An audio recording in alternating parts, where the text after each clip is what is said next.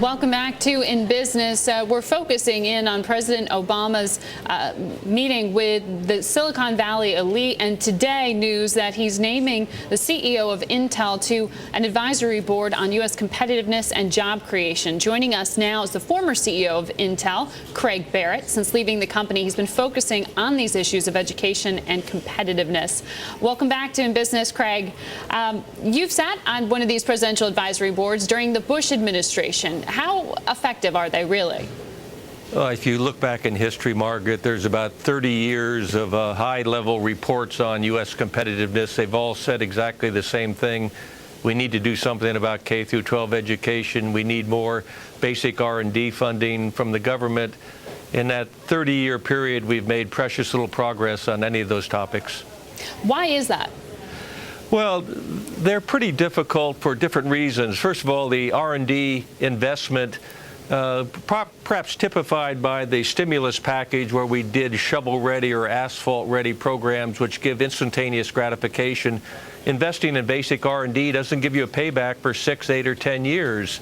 That's longer than an election cycle, so most politicians would rather fund roads than they would basic R&D. And education is an entirely different issue, which is you have some fundamental problems there that have faced U.S. K through 12 education for decades and decades. And it's low expectations, it's teachers who are not well trained in math and science.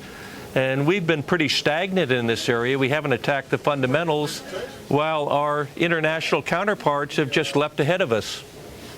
Well, President Obama, in his budget proposals, is looking to trim some places in education, reallocate funds to others. What have you thought about some of the specifics of that plan? He said, at least nominally, that math and science education is a big priority. No, it's great to hear the president say that. If you recall, President Bush said something similar back in his 2006 State of the Union message. But unfortunately, over the last decade or two, our kids still rank very poorly relative to their international peers. So we really need to attack some of the fundamental problems, not just throw money at it, but get down to the teacher training issues, the expectation issues, and just realize as a country we need to do much better in this area. The status quo is totally unacceptable. What you're talking about are big picture, long-term challenges for this country. For those CEOs who were across the table from Obama last night, for Paul Otellini now, they're looking at near term. As a former CEO, if you were in that role, what would you ask the president for as a way to create jobs right now? What would make you do that? First of all, I don't think those CEOs are just totally short-term oriented. They're interested in government investment in basic R&D, the health of our universities. That's key to our competitiveness. They're also interested in short-term business conditions and things that the president could do there, things that have been mentioned.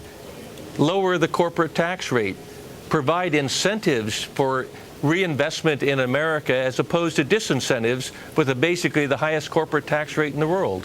Well, the Obama administration says they're looking at lowering that, but more specifically, what's the most effective way to encourage investment at home? You're looking at research and development tax credits, a lot of different proposals to close other loopholes. What would make you hire? I think what would make people hire is if you immediately cut the corporate tax rate, you provided a permanent R&D tax credits, you provided some investment tax credits to make the U.S. a competitive place for investment going forward. If you compare our situation to that of many other countries where there are large incentives to make investments, the U.S. just doesn't have those. The President, Congress could do that if they chose. One of the ideas that's often floated when you talk to Silicon Valley executives is this push to allow more H-1B visas, basically saying the U.S. is educating a lot of people in math and science, but they return home. They don't stay here in the U.S. Do you think that the Obama administration is willing to look at this issue right now and allow more foreigners to stay after education to work in the tech sector? I would hope so. This has been a topic of discussion for at least the last 15 to 20 years with Washington. There is the Staple Act, which is before Congress now, which basically says staple a green card to any master's degree or PhD degree given in an American university to a foreign national. There are very, very simple, straightforward ways to attract the best talent in the world to the United States. Unfortunately, we're not taking advantage of those. I want to ask you one of the proposals that's been pushed out there, and that's this tax holiday or repatriation holiday that would allow money to come back home without getting the kind of heavy taxes that it would normally incur. How effective is that proposal? Well, we had one of those a few years ago, which brought hundreds of billions of dollars back into the U.S.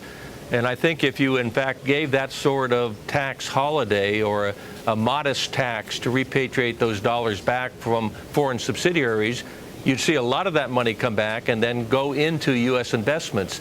If you did that, plus lowered the corporate tax rate, then you'd be providing incentives for investment, incentives for innovation, incentives for job creation here.